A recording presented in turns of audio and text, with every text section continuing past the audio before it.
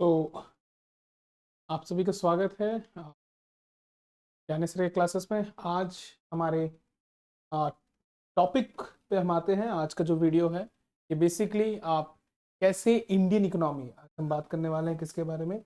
Indian economy कैसे आप पढ़ सकते हैं सीजीपीएससी के लिए।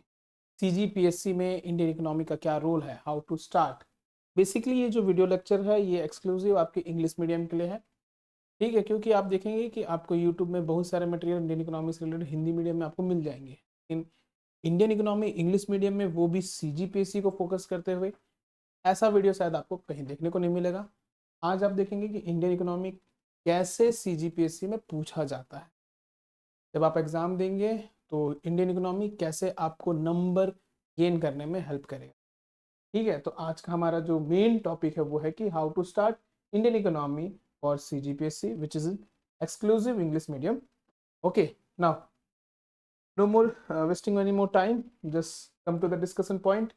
Today we are going to discuss that what is the importance of Indian economy in exam. कि exam में इसका importance क्या है. Then we will see the previous year question analysis and also the syllabus discussion कि क्या क्या syllabus में दिया गया है, क्योंकि आप देखेंगे इंडियन इकोनॉमी बहुत वास्ट सब्जेक्ट है जिसमें बहुत सारी चीज़ें आती है, लेकिन हमको सिलेबस में स्टिक होकर रहना है, क्योंकि हमको ज़्यादा चीज़ें नहीं पढ़नी, जितना पूछा जाएगा उतना ही पढ़ना है, ठीक है।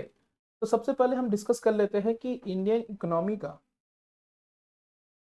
आपके एग्ज़ाम में क्या इम्पोर्टेंस है। अगर आप जानते हैं कि भाई, सबसे पहले बात हम जानते हैं कि जो हमारा जो एग्ज़ाम होता है सीजीपीएससी, वो 3 स्टेज में होता है। एक होता है प्रीलिम्स, फिर मेंस, फिर इंटरव्यू। प्रीलिम्स, मेंस और इंटरव्यू। प्रीलिम्स में क्या, इसके क्या इंपॉर्टेंस है कि भाई आप देखेंगे कि रिसेंट ईयर में, मैं भी आपको ग्राफ भी दिखा दूंगा, डेटा के साथ आपको प्रेजेंट कर दूंगा, कि प्रीवियस ईयर्स में आप देखेंगे कि इंडियन इकोनॉमी के जो प्योर क्वेश्चंस होते हैं उनके नंबर्स हैं इंक्रीज हुए हैं। वहीं अगर हम बात करें सीजी इकोनॉमी की, सीजी इकोनॉमी में भी इनडायरेक्टली इंडियन इकोनॉमी के ही क्वेश्चंस हैं, मतलब कॉन्सेप्ट तो वही रहेगा, लेकिन क्वेश्चन आपके क्या स्टेट बेस्ड हो जाते हैं, मतलब सीजी बेस्ड हो जाते हैं।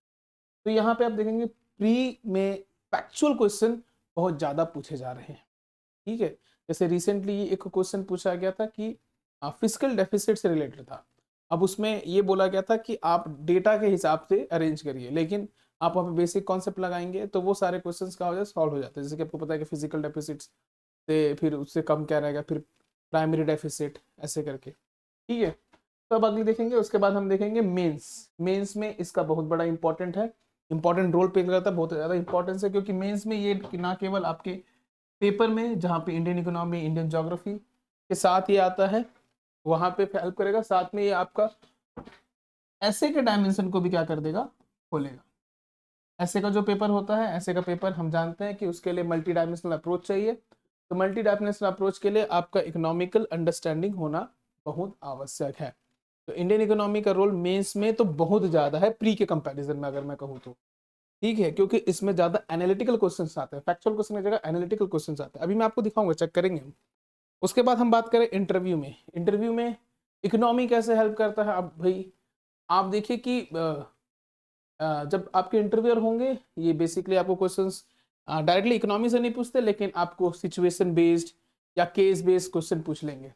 जैसे सपोज आपको बोल दिया गया कि चलिए, मान के चलिए आप किसी बैंक के मैनेजर हैं और आपके बैंक में बहुत ज़्यादा एनपीए है, नॉन परफॉर्मिंग एसेट्स है, तो उसको आप कैसे रिजॉल्व करोगे या उसको कैसे कम करने की कोशिश करोगे एज ए बैंक मैनेजर। तो उसके लिए आपको पहले ये तो पता रहना चाहिए कॉन्सेप्ट की एनपीए क्या है, चलो आपने पढ़ा है।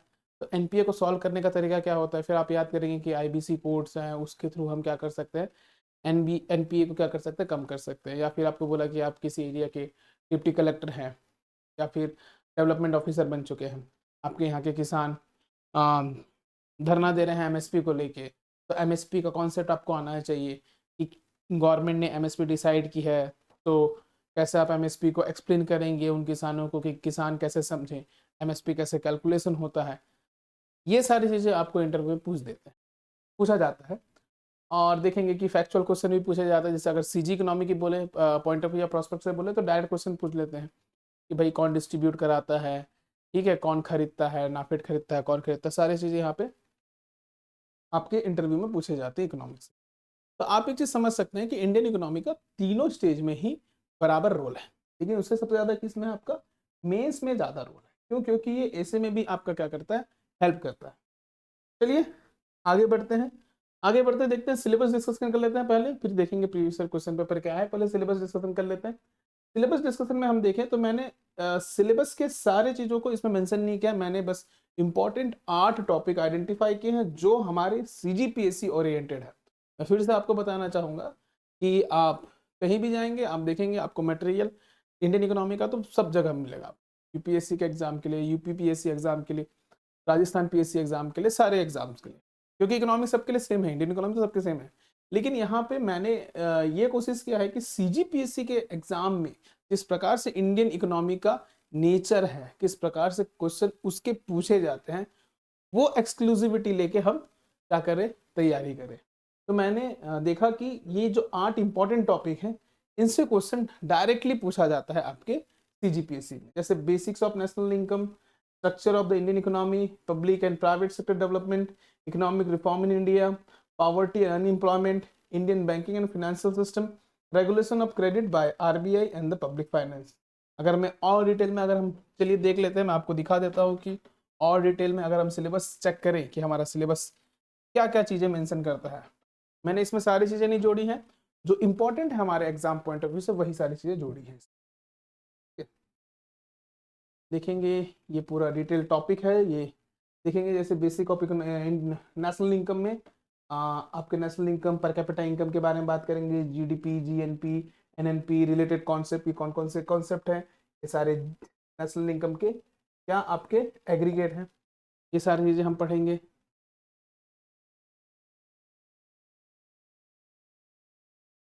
ठीक है, तो आपका GDP, GNP, NNP, related concept, फिर उसका कैसे नेशनल इनकम को कैलकुलेट किया जाता है, सारे तीनों मेथड को हम बात करेंगे, इनकम मेथड, एक्सपेंडिचर मेथड और production method.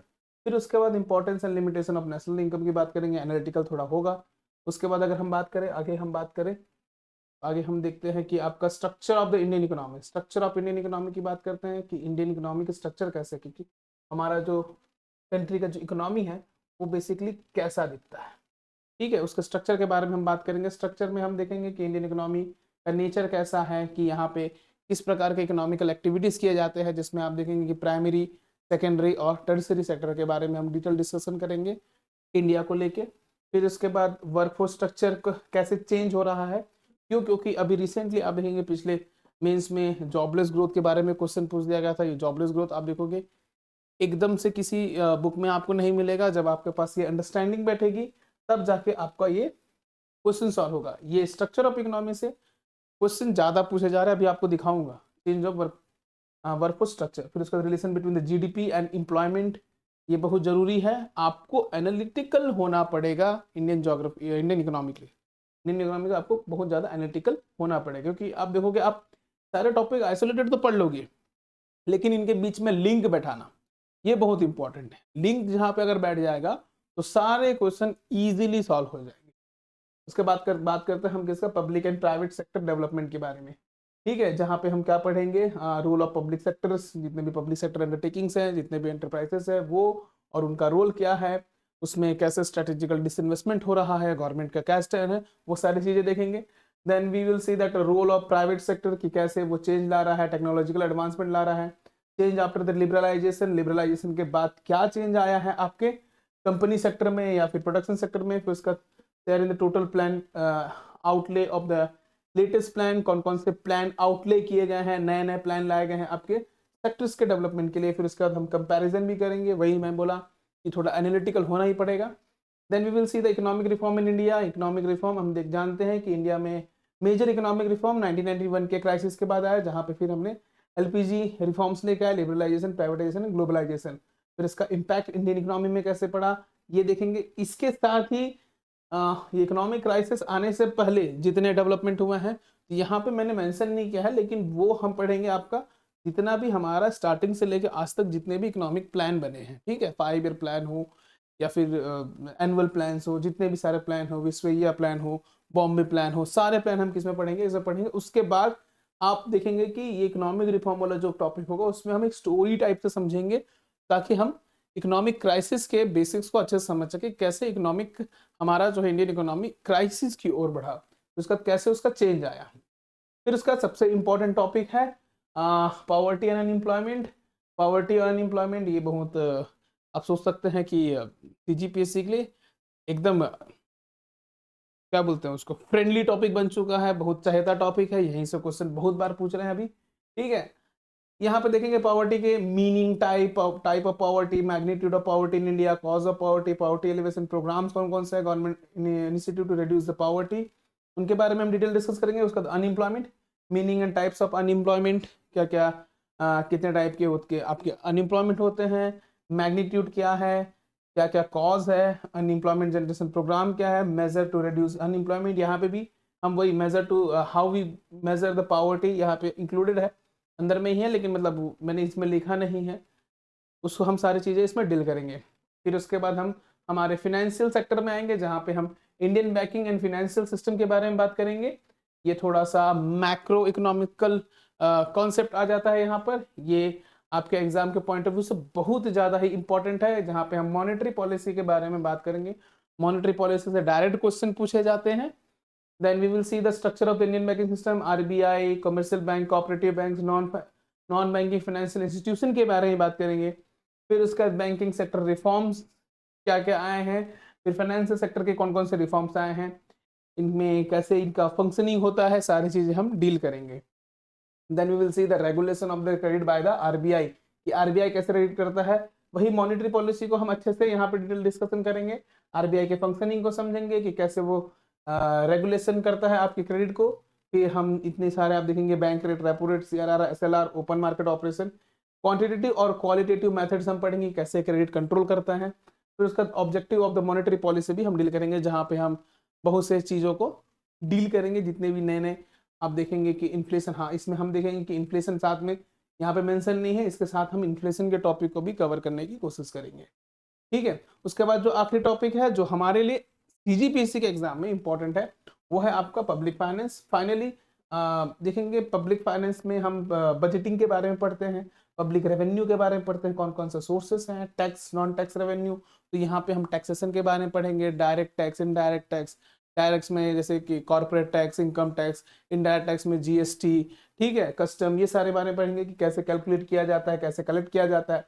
Then we will see the public expenditure, type of public expenditure की कितने टाइप के पब्लिक एक्सपेंडिचर होते हैं, जैसे कि गवर्नमेंट एम्प्लॉयज़ के सैलरीज, उनकी वेजेस देना है, पेंशन देना है, डिफेंस में इन्वेस्ट स्पेंड करना है, फिर जितने भी सेंट्रल स्पॉन्सर्ड और सेंट्रल सेक्टर जितने स्कीम्स हैं उनमें कैसे एक्सपेंड जाता है, कैसे फ्लो होता है फंड का, वो हम देखेंगे।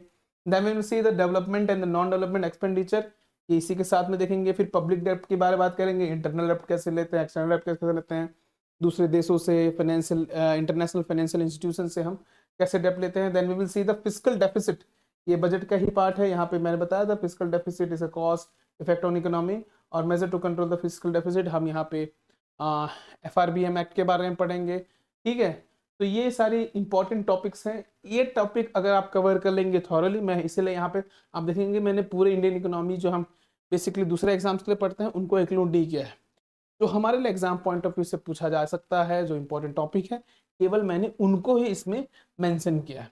रही बात की एग्रीकल्चर, एग्रीकल्चर फंसता कहाँ पे, एग्रीकल्चर आपका दो जगह में फंसता है, एक आपका इंडियन इकोनॉमी और दूसरा आपका फंसता है कहाँ, आपका इंडियन ज्योग्राफी में। इंडियन ज्योग्राफी में आप एग्रीकल्चर के बेसिक्स को पढ़ते हैं, मैं ट्राई करूंगा कि एडिशनली आपको जो बताया जाए कि कितना प्रोडक्शन होता है, कहाँ ज्यादा प्रोडक्शन होता है, किसका कितना प्रोडक्शन होता है, हम फोकस करेंगे इकोनॉमिकल प्रोस्पेक्ट पे एग्रीकल्चर के। ठीक है, जैसे कि पीडीएस सिस्टम क्या होता है, या फिर फूड सिक्योरिटी एक्ट क्या है, या फिर आपका बाकी चीज़ें जो होंगी जैसे आपका नेशनल फूड सिक्योरिटी एक्ट है उसके बारे में पढ़ेंगे। तो एग्रीकल्चर के जो इकोनॉमिकल एस्पेक्ट हैं कि कैसे उसकी मार्केटिंग होती है, एपीएमसीज कैसे होते हैं, ये सारी चीज़ें मैं कवर करूंगा। जब ज्योग्राफी में आप एग्रीकल्चर पढ़ लेंगे उसके बेसिक्स आप उसमें उसमें पढ़ेंगे, बाकी जो इकोनॉमिकल एस्पेक्ट है वो आपको इसमें मिलेगा। मैं यहाँ पे एक एक मौसम तो डिक्लेयर नहीं कर डिफाइन नहीं कर पाऊंगा कि इस मौसम में ऐसी वर्षा होती है या ये आर्द्रता होती है, भूमि की इतनी फर्टिलिटी होती है तो ये क्रॉप इसलिए यहाँ पे सुटेबल है, वो आप ज्योग्राफी के पोर्शन में पढ़ते हैं। लेकिन वो रिलेटेड टॉपिक है आपका इकोनॉमिक्स में, जहाँ पे हम उसी क्रॉप या प्रोडक्शन जिसका क्रॉप का प्रोडक्शन हो रहा है उसका हम इकोनॉमिकल पॉइंट ऑफ व्यू हम देखते हैं। ठीक है, चलिए तो ये सिलेबस डिस्कशन हमने कर लिया। अब बात करते हैं, आगे देखते हैं कि रिसेंट ईयर में ये एग्जाम में इंडियन इकोनॉमी का ट्रेंड कैसा रहा है, ठीक है, किस प्रकार से इसका नेचर रहा है। तो मैंने ज़्यादा सालों का डिटेल एनालिसिस नहीं किया, क्योंकि आप देखेंगे कि बहुत सारे बुक्स आपको मार्केट में मिल जाएंगे, जैसे कि PYQs 20 साल के, 10 साल के, 30 साल के भी मिल जाएंगे। लेकिन उतना ज़्यादा जाना नहीं है, क्योंकि आप देखेंगे कि समय के साथ जो एग्जामिनर्स हैं, जो पेपर सेट करने वाले हैं, जो CGPSC के बोर्ड मेंबर्स हैं, जो उसके चेयर मेंबर्स हैं, सब क्या चेंज होते गए हैं, तो एग्ज़ाम का नेचर भी बदलता रहा है टाइम टू टाइम। तो हमको उतने प्रीवियस में नहीं जाना है। अगर हमको एग्ज़ाम प्रीवियस ईयर क्वेश्चन पर एनालिसिस करना है, तो हम ज़्यादा से ज़्यादा 5 साल पीछे जाएं, तो उतना ही हमारे लिए कितना है, सफिशियंट है। ठीक है, तो चलिए आगे आके बात करते हैं। ये प्री के पॉइंट ऑफ व्यू से हम देख सकते हैं, प्री का प्रीवियस ईयर क्वेश्चन का डिस्कशन कर सकते हैं। यहाँ पे मैंने वही बताया था कि आपको ये जो 8 टॉपिक हैं, इन 8 टॉपिक से कितने क्वेश्चन पूछे जा चुके हैं आपके पिछले बीते हुए 5 साल, यानी कि मैंने इसमें 2025 का भी इंक्लूड किया है। मतलब इस साल जो हुआ था 2025 का, मतलब 2025, 24, 23, 22, 21 और 20, यानी कि इसमें 6 साल का एनालिसिस है। देखेंगे बेसिक ऑफ नेशनल इनकम से कितने 5 क्वेश्चन आ रहे हैं, स्ट्रक्चर से सबसे ज्यादा आ रहे हैं, 6 क्वेश्चन आ चुके हैं अभी तक के पिछले सालों में। आप देखेंगे public and private sector development में 1 क्वेश्चन आया था, इकोनॉमिक रिफॉर्म में 2 आए हैं, पॉवर्टी एंड एम्प्लॉयमेंट में 2 आए हैं, इंडियन बैंकिंग फाइनेंशियल सिस्टम में 1 आया है, पब्लिक फाइनेंस से सबसे ज्यादा आए, कितना 7 आए हैं। अदर में आप देखेंगे 2, इसमें 2 एग्रीकल्चर के क्वेश्चन थे, वो इसमें मैंने इंक्लूड किया है। देखेंगे इन टोटल कहाँ आपका 26 क्वेश्चन पूछे गए हैं। तो सर 26 क्वेश्चन पूछे गए पिछले पीछे 5 साल में, तो फिर क्या फायदा इंडियन इकोनॉमी पढ़ने का। तो सच हम दूसरा कोई सा सब्जेक्ट पढ़ लेते हैं।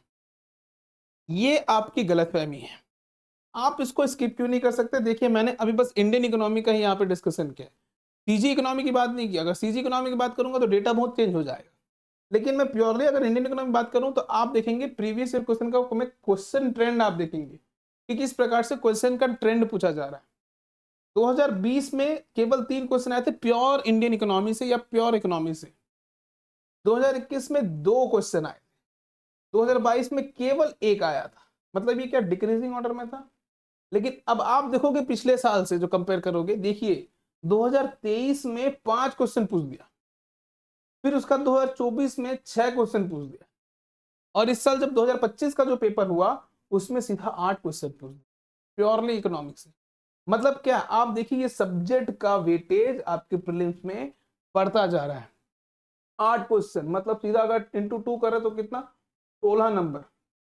और मैं ये बता रहा हूं कि ये ट्रेंड आगे भी बढ़ सकता है। हो सकता है कि क्वेश्चन पेपर में आपका 10 के पास आंकड़ा जाए और 20 नंबर का वेटेज कौन लेकर आए, आपका Indian economy, pure Indian economy. और ये इकोनॉमी आपको पूरा देखो, आप इसी प्योर अगर मैं देखूं, अगर बात करूं, अगर इंडियन इकोनॉमी आप पढ़ते हो तो वही आपका हेल्प करेगा किसमें, आपका CGGS में, यानी कि सीजी इकोनॉमी में। बस सीजी इकोनॉमी में आपको बस एक एक्स्ट्रा एफर्ट लगाना पड़ता है इकोनॉमी सर्वे पढ़ के, डेटा याद करके। ठीक है, तो आप देखोगे यहाँ आपके सामने क्लियर है कि ट्रेंड क्या है। इस इंडियन इकोनॉमी के पोर्शन से क्वेश्चंस पूछे जा रहे हैं और उनकी संख्या भी धीरे धीरे बढ़ रही है। ठीक है, तो यही होता है प्रीवियस ईयर क्वेश्चन का एनालिटिकल वो। देखिए क्वेश्चन का ट्रेंड कैसा जा रहा है, बढ़ रहा है। समझ में आ गया। तो इस पॉइंट ऑफ व्यू से आप देखेंगे तो इंडियन इकोनॉमी हमारे लिए कितना इंपॉर्टेंट है CGPSC के एग्जाम में।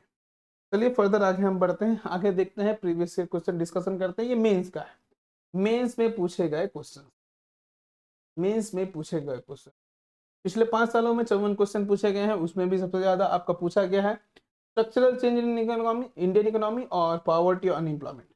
इसमें जितने भी क्वेश्चन पूछे जा रहे हैं सब क्या है, आपके एनालिटिकल क्वेश्चन, सब क्या है, एनालिटिकल क्वेश्चन। अभी मैं आपको प्रीवियस ईयर क्वेश्चन भी दिखा दूंगा। ठीक है, जैसे कि जो जहां पे आप देखेंगे कि अब जब मेंस की तैयारी करते हैं तो ये टॉपिक आप क्या कर सकते हैं, स्किप कर सकते हैं, यहाँ से क्वेश्चन आते नहीं है। लेकिन ये जो टॉपिक्स है इनको आपको इंपॉर्टेंस देना पड़ेगा। जैसे नेशनल इनकम हो गया, स्ट्रक्चरल चेंज हो गया, पॉवर्टी हो गया, ठीक है, मॉनेटरी पॉलिसी हो गया, इकोनॉमिकल रिफॉर्म हो गया, यहाँ से क्वेश्चन ज्यादा आते हैं। यहाँ पे आपका स्मार्ट गेम चालू होता है कि किस टॉपिक को हम सर्टेन टाइम में हम क्या दें, ज्यादा महत्व दें या ज्यादा इंपॉर्टेंस दें। क्योंकि देखिए प्री के बाद मेंस के लिए टाइम बहुत कम मिलता है, तो आप उस टाइम ऐसा तो नहीं है कि फिर से शुरू से एक एक टॉपिक पढ़ना चालू कर सकें, ऐसा पॉसिबल ही नहीं है। अगर आप करने जाएंगे तो आपका मेंस आ जाएगा, मेंस आ तक के आप हो सकता है कि आप फ्रस्ट्रेट होकर क्या हो जाए, थ्रेशोल्ड आपका लिमिट क्रैश कर जाए, आप भी क्रैश कर जाओ। यहाँ पे होता है स्मार्ट गेम खेलते हैं कि हाँ ये टॉपिक हमारे लिए इंपॉर्टेंट है, ये टॉपिक इंपॉर्टेंट है, जो हमारे लीस्ट इंपॉर्टेंट है उसको हम स्किप कर सकते हैं, लेकिन जो ज्यादा इंपॉर्टेंट है उसको हम थोरोली रिवाइज कर सकते हैं। ठीक है, तो ये सारे आप देख सकते हैं, ये हमारा एक ट्रेंड है। मैं आपको फिर से एक बार दिखा देता हूँ, प्रीवियस ईयर क्वेश्चन देख लेते हैं, फिर आपको समझ में आ जाएगा कि किस प्रकार के क्वेश्चन पूछे जा रहे हैं। क्वेश्चन के नेचर को आप समझेंगे, क्वेश्चन के नेचर को आप समझेंगे, क्वेश्चन का नेचर कैसा पूछा जा रहा है। ये देखिए, चैप्टर वाइज मैंने यहाँ पे डिवाइड किया है कि चैप्टर वाइज नीचे है, यहाँ पे ये मैंने ईयर वाइज देखा है, ईयर वाइज जो क्वेश्चन पूछे गए हैं नीचे में आपको चैप्टर वाइज भी दिख जाएंगे। हाँ देखिए, मैंने चैप्टर वाइज भी जितने भी क्वेश्चन पूछे गए हैं, किस किस साल में कौन कौन सा क्वेश्चन पूछा गया है, वो भी मैंने डिवाइड कर दिया है। तो ये हम क्वेश्चन देख सकते हैं, लेकिन हम प्रीवियस ईयर क्वेश्चन में देखते हैं, ईयर वाइज देखते हैं। पहले ईयर वाइज में आप देखेंगे कि पिछले सीजीपीएससी के मेंस में क्वेश्चन कैसे पूछा गया था। डायरेक्ट क्वेश्चन पूछा था जीडीपी से, जीएनपी और एनएनपी से कि क्या होता है, डायरेक्ट क्वेश्चन 2 नंबर के लिए। What do you understand by the labour force participation, direct question पूछ रहे हैं। ठीक है, what are the economic infrastructure and social infrastructure, basics है। ठीक है, इकोनॉमिक स्ट्रक्चरल इकोनॉमी पढ़ेंगे तो बेसिक्स है। फिर what are the reason for the stunting and the wasting of the Indian children, ये थोड़ा सा एनालिटिकल है, क्योंकि आप देखेंगे ये क्वेश्चन आपका ह्यूमन डेवलपमेंट इंडेक्स जब हम पढ़ते हैं तब हम इसको डील करते हैं, इस प्रॉब्लम को। ठीक है, कि ये चैलेंजेस है, इसका सॉल्यूशन कैसे होता है। जब हम नेशनल इनकम पढ़ेंगे उसी में हम ग्रोथ और डेवलपमेंट कॉन्सेप्ट में ही इस चीज को डील करते हैं। What are the parameter of the human development, देखिए ह्यूमन डेवलपमेंट इंडेक्स के नीचे में ही आपको देखेंगे क्वेश्चन देखने को मिल रहा है। फिर उसके बाद अगर हम देखेंगे, ये देखिए एनालिटिकल क्वेश्चन आ गया पहला, जॉबलेस ग्रोथ, एनालिटिकल क्वेश्चन आ गया जॉबलेस ग्रोथ का। फिर वहां पे देखिए पावर्टी, एब्सोल्यूट पावर्टी और रिलेटिव पावर्टी के बीच में क्या बताना है, मतलब दोनों को डिफाइन करना है और दोनों कैसे मेजर करते हैं। ठीक है, फिर ये एक सेन कैसे मेजर करते हैं रिलेटिव पार्टी को, उसको पढ़ना है। तो मैं उसमें डिफरेंट कमिटीज के बारे में बताऊंगा कि डिफरेंट कमिटीज में अलग अलग लोगों ने कैसे पावर्टी को डिफाइन किया। Then what is the status of the digitalization in Indian economy? Examine the problem faced in the regard and suggest the improvement. ये भी आ गया फिर से क्या, एनालिटिकल क्वेश्चन है। ठीक है, एनालिसिस करना है आपको यहाँ पे। अब देखेंगे and as the economy develops market force first increase and then decrease economic inequality, Simon Kuznets ने ये स्टेटमेंट दिया था। Examine the statement with reference to India. अब देखिए ये सारे क्वेश्चन आप कैसे डील करेंगे, आप बेसिक्स तो पढ़ लेंगे, लेकिन आप इसकी विवेचना कैसे करेंगे या इसको आप कैसे डिफाइन करेंगे, क्योंकि क्वेश्चन का स्टैंडर्ड आप देख सकते हो, ये प्रीवियस ईयर क्वेश्चन ही है। ठीक है, डायरेक्ट क्वेश्चन तो 2-3 नंबर के लिए आप 4 नंबर के लिए मार दोगे। जैसे जैसे क्वेश्चन का नंबर बढ़ते जाएगा ब्रेन काम करना बंद कर देता है। तो यहाँ पे जब आपका बेसिक अंडरस्टैंडिंग इकोनॉमी का बन जाएगा तो आप आराम से इसको क्या कर सकते हो, डील कर सकते हो। और अंडरस्टैंडिंग डेवलप करना, एनालिटिकल क्वेश्चंस को डील करना, ये सारी जिम्मेदारी मेरी है। ठीक है, कि मैं आपको बताऊंगा, मेरी मतलब आपको मैं सिखाऊंगा कि अब देखेंगे दूसरा देख सकते हैं, what are the causes of the persisting high food inflation in India, क्या कारण है अब high food inflation in India. अब देखिए क्या बोल रहा है, examine the effectiveness of the monetary policy of the Reserve Bank of India to control the this type of inflation. मैंने बताया था ना, मॉनेटरी पॉलिसी को हम इन्फ्लेशन के साथ पढ़ेंगे, उसको रिलेट करके देखिए यहाँ पे आप आराम से क्या कर सकते हैं, इस क्वेश्चन को डील कर सकते हैं। फिर देखेंगे most of the unemployment India the structural nature, examine the methodology to compute unemployment in the country and suggest improvement. ठीक है, मेथोडोलॉजी भी आना चाहिए आपको। फिर सजेशन तो आप कोई भी सजेशन तो कोई भी रहता है भाई, देखो राय देने के लिए सब तैयार रहता है। किसी को भी सजेशन मांगो ना, सुझाव मांगो तो सुझाव सबसे सस्ती चीज है जो कोई भी दे सकता है। लेकिन आप देखेंगे आप सजेशन दे सकते हैं, लेकिन ऐसा सजेशन नहीं कि कुछ भी कि बेरोजगारी भत्ता मार दो, ये कर दो, वो कर दो, ऐसा नहीं। हम हमारे स्टैंडर्ड के हिसाब से इसमें सजेशन देंगे, लेकिन मेथोडोलॉजी कहाँ से कैलकुलेट करना सीखो, पढ़ के, सीधी सी बात। देखेंगे अगला, देखेंगे अगला question, what is the NITI Aayog. NITI Aayog के बारे में पूछ दिया, explain the function and characteristic of the Chhattisgarh राज्य नीति आयोग। ये सीजी इकोनॉमिक्स से रिलेटेड ये आपका कर दिया क्वेश्चन, इसने अमेलगमेट कर दिया, फिर इसको मिक्सअप कर दिया। 15 नंबर का क्वेश्चन आया था। देखिए 2023 में भी सेम टाइम के डायरेक्ट कम नंबर का डायरेक्ट क्वेश्चन, फिर एनालिटिकल क्वेश्चन है, देख सकते हैं यहाँ पे एक और 8 number. It is the beyond market based economy to deliver the inclusive growth and socio economic justice, discuss this statement. Question का स्टैंडर्ड देख रहे हो आप, मतलब कैसे पूछ रहा है, सीधा आपको डिस्कस करने के लिए बोल रहा है ये सारी चीजें, कैसे आप देखते हैं इन सारी चीजों को। देखो अगला क्वेश्चन देख सकते हैं, पढ़ सकते हैं, as long as absolute poverty is declining, rising inequality is not a critical challenge in the emerging economy, analysis the statement. Question बस ये बस समझ में आ रहा है सर कि एब्सोल्यूट पॉवर्टी के बारे में पूछ रहा है, कि डिक्लाइन हो रहा है, इनइक्वालिटी बढ़ रहा है, अब क्रिटिकल चैलेंज इमर्जिंग इकोनॉमी, अब इसको हम कैसे रिलेट करें। यही रिलेशन करना आप सीख जाओगे जब आप इकोनॉमी में सारे टॉपिक्स को इंटरलिंक पढ़ोगे, आप आराम सीख जाएंगे और ये क्वेश्चंस आप इजीली क्या कर सकते हैं, हैंडल कर सकते हैं। विजन विकसित भारत @2047 प्राइम मिनिस्टर के बारे में, प्राइम मिनिस्टर का जो सपना है उसके लिए यहाँ पे पूछा गया कि क्या है कैसा है। तो इसमें आप बहुत सारे एस्पेक्ट जोड़ सकते हैं, लेकिन उसमें सबसे ज्यादा इंपॉर्टेंट एस्पेक्ट कौन सा रहेगा आपका, डेवलपमेंट का। और डेवलपमेंट किसका टॉपिक है, इकोनॉमी का। ठीक है, ह्यूमन डेवलपमेंट इंडेक्स बार बार रिपीट मोड में पूछ रहा है। देखिए डायरेक्ट क्वेश्चन पूछ रहा है, सीआरआर क्या है, कैश रिजर्व रेशियो क्या है। ठीक है, आप देखेंगे कि प्रीवियसली आप देखेंगे 2021 और 22 के क्वेश्चंस देखेंगे, जैसे कि यहाँ पे देखो डायरेक्टली क्वेश्चन पूछा 8 नंबर के लिए, discuss the effect of the disinvestment on Indian economy. ठीक है, या फिर right an essay on structural reform in Indian economy. या फिर हम देखें 2022 का क्वेश्चन देखें, तो यहाँ पे क्या पूछ रहा है देखेंगे, explain the importance of private sector, direct question, कोई एनालिटिकल क्वेश्चन नहीं। What are the main source of the public revenue, direct question, कोई एनालिटिकल नहीं है। ठीक है, discuss the nature and cause of the unemployment, direct question है, एकदम सीधा क्वेश्चन, कोई एनालिटिकल नहीं। लेकिन देखोगे आप यहाँ पे, ये आपका 23 का पेपर देख लो और 24 का पेपर देख लो, क्या पूछ रहा है देखिए, एनालिटिकल क्वेश्चन पूछा है। मतलब आप ये समझ जाओ कि प्रीवियसली क्वेश्चंस डायरेक्ट पूछे जाते थे, अब थोड़ा एनालिटिकल, इसलिए मैंने बोला ना कि एनालिटिकल क्या होना चाहिए, अप्रोच होना चाहिए। तो अब देखो इसके स्टैंडर्ड क्या हो रहा है, क्वेश्चंस का स्टैंडर्ड भी चेंज हो रहा है। ठीक है, क्वेश्चन के स्टैंडर्ड चेंज हो रहे हैं। आप देखेंगे प्रीलिम्स में इंडियन इकोनॉमी का पोर्शन ज्यादा बढ़ते जा रहा है, ठीक है, उसका वेटेज ज्यादा बढ़ता जा रहा है। और मेंस में इसके क्वेश्चंस के अप्रोचेस में चेंजेस आते जा रहा है, इसका स्टैंडर्ड चेंज होते जा रहा है। तो इसके हिसाब से आपको समझना होगा कि इंडियन इकोनॉमी प्रिपेयर करना मस्ट हो चुका है आपके लिए सीजीपीएससी एग्जाम। और ये सारे क्वेश्चन सीजीपीएससी में पूछे गए, किसी दूसरे एग्जाम में नहीं पूछे गए हैं। ठीक है, और यही इंडियन इकोनॉमी आपको हेल्प करेगा किसमें, आपके सीजी इकोनॉमी में। समझ पा रहे हैं, तो ये सारे क्वेश्चन हैं, ये हम जब क्लास करते जाएंगे तो एक एक करके ये सारे प्रीवियस क्वेश्चंस भी साथ में हम सॉल्व करते जाएंगे, उसका टेंशन आप नहीं लेंगे, क्लास में ही आपको करा दिया जाएगा। ठीक है, एक एक करके सारे टॉपिक्स में, मतलब चैप्टर वाइज मैंने इसका डिवीजन कर दिया। वैसा ही डिवीजन मैंने आपके लिए इसमें भी किया है। एक मिनट मैं आपको दिखा दूं, वैसा ही डिवीजन आपके मैंने इकोनॉमी के प्रीलिम्स में भी किया है। प्रीलिम्स के क्वेश्चंस भी देख लेते हैं एक बार, प्रीलिम्स के प्रीवियस। हाँ ये देखिए, चैप्टर वाइज डिवीजन इसमें भी हो चुका है।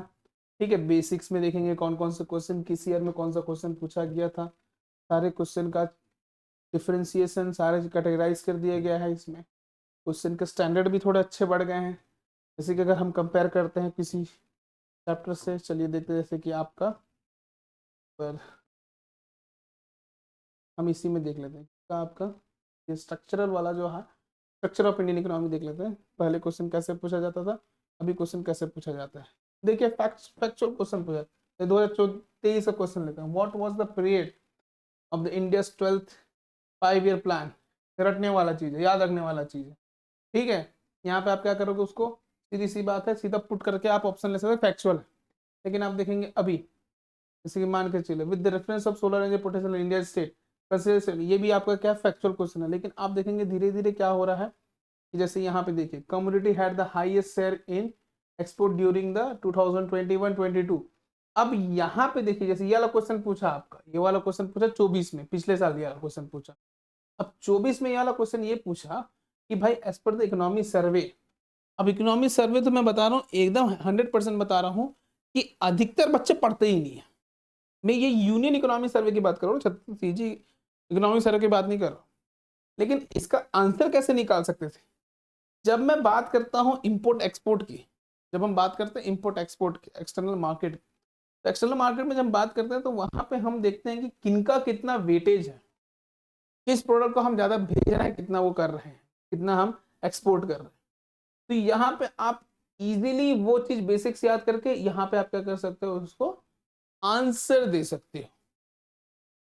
छोड़ दो इकोनॉमी सर्वे, छोड़ दो 22-23 का या एक्सपोर्ट ड्यूरिंग 21 का, फिर भी आप देखेंगे कि जितना ज्यादा एक्सपोर्ट करता है उसका वेटेज क्या है, तो आराम से आपका आंसर निकलता है। ये आंसर सॉल्व करने का तरीका होता है। ठीक है, तो सारे क्वेश्चंस आप देखेंगे कि मैंने कैटेगराइज किए हैं, करंट अफेयर से ज्यादा क्वेश्चन पूछा गया है। ठीक है, यहाँ पे भी देखेंगे आप यूनियन बजट के बारे में फैक्चुअल क्वेश्चन बहुत ज्यादा पूछे गए हैं, फैक्चुअल क्वेश्चन पूछे गए हैं। ठीक है, जैसे कि all are in the following deficit, ये अभी पूछा गया, इसी साल पूछा गया, mention in the union budget 2025-26 in the descending order. यहाँ पे बजट 2024-26 को हटा दो भाई, अपने हिसाब से आप कर लो कि भाई फिजिकल डेफिसिट होता है, प्राइमरी डेफिसिट होता है, कि उससे छोटा रेवेन्यू डेफिसिट होगा, उससे छोटा इफेक्टिव रेवेन्यू डेफिसिट होगा, ये सारी चीजें। ठीक है, तो ये सारे क्वेश्चंस हैं, ये आपके प्रीलिम से पूछे गए हैं, ये सब आपके क्या प्रीलिम से पूछे गए। तो यहाँ से आप एक चीज समझ सकते हैं कि आज के वीडियो में हमने ये देखा कि कैसे इंडियन इकोनॉमी का रोल सीजीपीएससी के एग्जाम में क्या हो रहा है, चेंज हो रहा है। ठीक है, अगर हम बात करें किसकी, प्री की बात करें तो वेटेज ऑलरेडी बढ़ रहा है, या अगर हम बात करें किसकी, मेंस की बात करें, तो मेंस में भी आप देखेंगे कि क्वेश्चन के स्टैंडर्ड क्या है, बढ़ते जा रहे हैं, बदलते जा रहे हैं। तो इस हिसाब से आप ये देखोगे कि इंडियन इकोनॉमी प्रिपेयर करना अब हमारे लिए क्या हो गया, मस्ट हो गया है सीजीपीएससी एग्जाम क्लियर करने। ठीक है, तो आई होप कि आपको चीजें समझ में आई हो, ये वीडियो आपके लिए बहुत ज़्यादा हेल्पफुल हो। आप मेरे लेक्चर इस यूट्यूब चैनल में देख सकते हैं फ्री ऑफ कॉस्ट, और बाकी जो चीज़ें हैं वो आपको आने वाले समय में बताई जाएगी। Thank you.